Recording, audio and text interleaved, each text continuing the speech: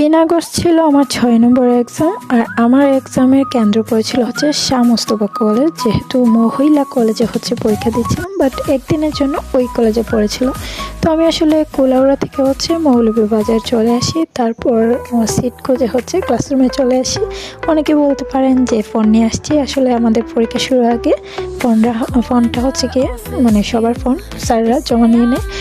তো পরীক্ষা শেষ করলাম। পরীক্ষাটা কেমন হয়েছে জিজ্ঞাসা করবো না, পরীক্ষাটা কিন্তু খুব ভালো হয়েছে, যদিও একটা প্রশ্ন ছেড়েছিলাম 4 মার্কে, বাট তারপরেও অনেক বেশি ভালো হয়েছে। আর শাহ মোস্তফা কলেজের বিল্ডিং যদি বলতে চাই, হ্যাঁ আমার কাছে ভালোই লেগেছে কলেজটা। প্রথমবার মতো শাহ মোস্তফা কলেজে আসছি, পরিবেশটা আমার কাছে ভালোই লেগেছে। তো পরীক্ষা শেষে বের হয়ে গেলাম বাসা যাওয়ার উদ্দেশ্যে।